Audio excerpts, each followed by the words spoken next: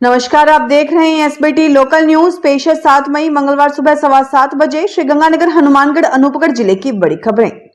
श्रीगंगानगर की विनोबा बस्ती में अभियंता एमएल वधवा के मकान और जूस की एक दुकान के मध्य पैदल जा रही एक बुजुर्ग महिला को बाइक पर आए दो बदमाश घायल करते हुए लूटकर फरार हो गए। पुलिस के मुताबिक 70 वर्षीय श्रीमती हरिंद्र कौर अरोड़ा ने बताया कि वह रविवार सुबह गुरुद्वारा नामदेव जा रही थी। जब वह विनोबा बस्ती पहुंची तभी बाइक पर दो लड़के आए। उन्होंने पीछे से उसे जोर से धक्का मारा और बाएं हाथ में लिए पर्स पर झपटा मारा। धक्का लगने से वह गिर गई और उसके कूल्हे पर चोट आई। तभी दोनों बदमाश भाग गए। कोतवाली पुलिस ने उसके द्वारा दिए गए बयान के आधार पर बदमाशों के खिलाफ मुकदमा दर्ज किया है। श्रीगंगानगर के रीको स्थित पतंजलि फूड्स लिमिटेड का लाखों रुपए का वनस्पति तेल बीच रास्ते में खुर्द करने के आरोप में सदर थाना पुलिस ने एक ट्रक के मालिक और उसके भतीजे को गिरफ्तार किया है।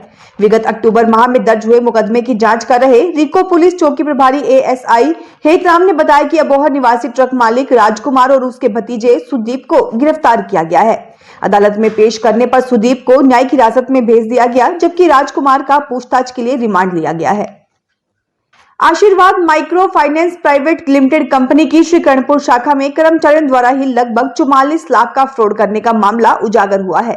यह कर्मचारी काफी समय से कुछ नकली ग्राहकों के नकली जेवरात गिरवी रखकर बार बार कंपनी से लोन उठाते और जमा करवाते रहे। कंपनी के उच्च अधिकारियों को भनक लगी तो उन्होंने पूरी शाखा की ऑडिट की। ऑडिट में कर्मचारियों द्वारा कुछ लोगों के साथ मिलकर 175 प्लसों पर सैकड़ों बार ग्राहकों के फर्जी हस्ताक्षर का ऋण भुगतान करने का मामला पकड़ में आया। कुल मिलाकर 48,32,000 रुपए का गबन होना पाया गया है। श्रीकरणपुर पुलिस के अनुसार जगदीश प्रसाद द्वारा दी गई रिपोर्ट के आधार पर कंपनी की श्रीकरणपुर शाखा के अन्य कर्मचारियों समेत 17 व्यक्तियों के खिलाफ मुकदमा दर्ज किया गया है। श्रीगंगानगर जिला मुख्यालय के समीप 12मासी नहर में सोमवार दोपहर एक अज्ञात व्यक्ति देखते ही देखते डूब गया। 2-3 महिलाओं सहित 4-5 व्यक्तियों ने उसे बचाने की कोशिश भी की, लेकिन वह पानी के तेज बहाव में बह गया। घटना की सूचना मिलने पर सिविल डिफेंस के गोताखोरों को मौके पर भेजा गया।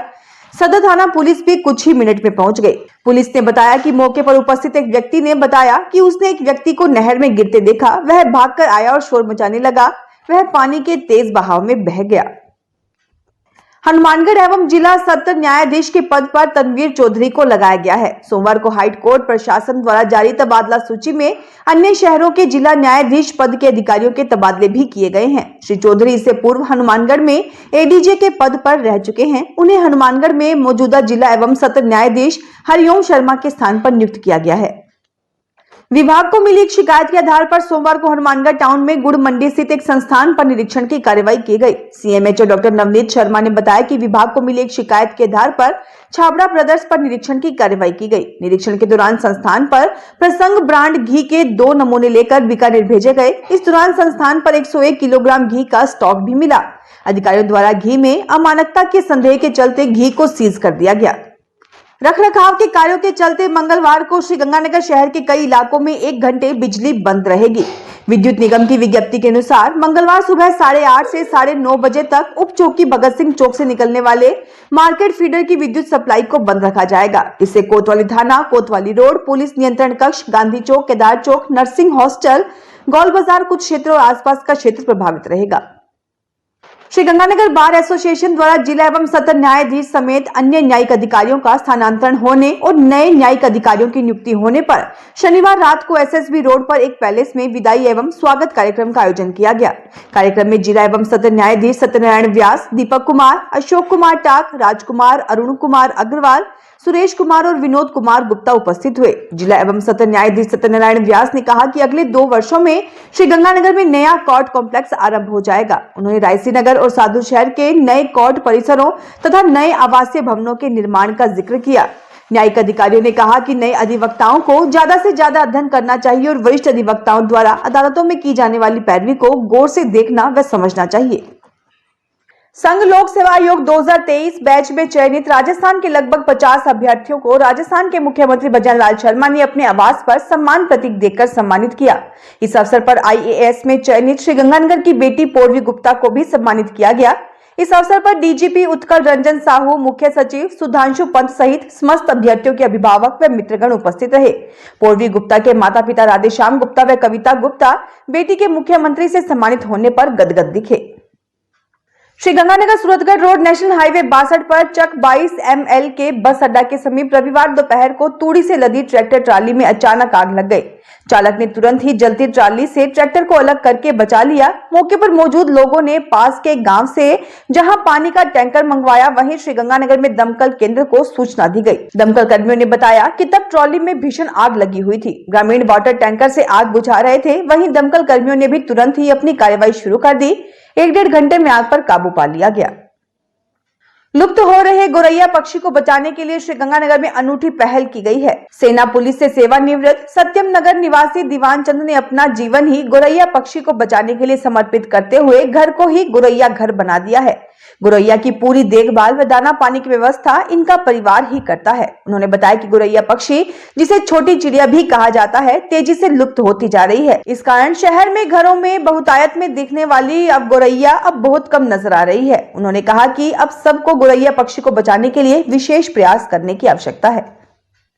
श्रीगंगानगर सदर थाना पुलिस ने रविवार देर रात को सदर थाना के सामने ही पालिका बाजार में एक युवक को अवैध रूप से हेरोइन बेचते हुए गिरफ्तार किया। सब इंस्पेक्टर गिरधारी सिंह ने बताया कि पकड़े गए युवक जगविंदर सिंह के कब्जे से 7 ग्राम हेरोइन बरामद हुई। पूछताछ करने पर उसने बताया कि वह रविवार सुबह मुक्तसर शहर में गया था। वह मुक्तसर में बाहर बाईपास पर ही बस से उतर गया। वहीं आकर काल सिंह नामक युवक उसे हेरोइन दे गया।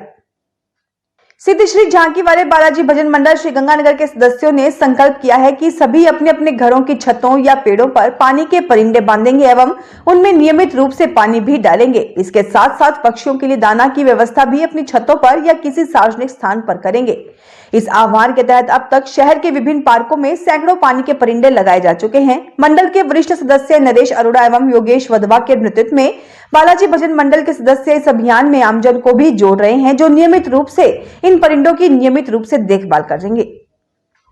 श्रीगंगानगर में मास्टर प्लान के 60 फीट चौड़े सहयोग मार्ग के लिए बीजेपी नेता पूर्व पार्षद सुरेंद्र स्वामी के आग्रह पर गेदर परिवार ने अपनी कृषि भूमि में से करीब 2.5 करोड़ रुपए की भूमि समर्पित की है। स्वामी ने बताया कि वार्ड 27-28 की करीब 1 दर्जन कॉलोनियों के गंदे और बरसाती पानी निकासी के लिए सहयोग मार्ग पर एक नाले का निर्माण किया जा रहा था, लेकिन गेदर परिवार की कृषि भूमि के अंदर से जाने के कारण पिछले 1.5 साल से निर्माण रुका हुआ था। गेदर परिवार से संपर्क करने पर उन्होंने शहर हित में अपनी कृषि भूमि में से 15 गुना 330 फीट भूमि समर्पित कर दी। कृषि विभाग की ओर से सोमवार को श्रीगंगानगर जिले के गांव कोठा में कृषकों को कपास फसल में गुलाबी सुंडी प्रबंधन की जानकारी देने के लिए कृषक गोष्ठी का आयोजन किया गया। इसमें सहायक कृषि अधिकारी फतुही अशोक कुमार कलवानिया ने कृषकों को गुलाबी सुंडी कीट की पहचान तथा उनके नुकसान पहुंचाने के तरीके के बारे में जानकारी दी। उन्होंने बताया कि अपने क्षेत्र में गुलाबी सुंडी का एक विशेष प्रकार का जीवन चक्र पाया जाता है, जिसे शीत निष्क्रियता कहा जाता है, जिसमें लार्वा फसल कटने के बाद लकड़ियों के ढेर या फिर भंडारित कपास के 2 बीजों को आपस में जोड़कर छुप जाता है। ऐसे में इन लकड़ियों को खेत से दूर भंडारित करें। फिलहाल खास खबरों में इतना ही। ताजा खबरों की जानकारी के लिए देखते रहिए SBT लोकल न्यूज।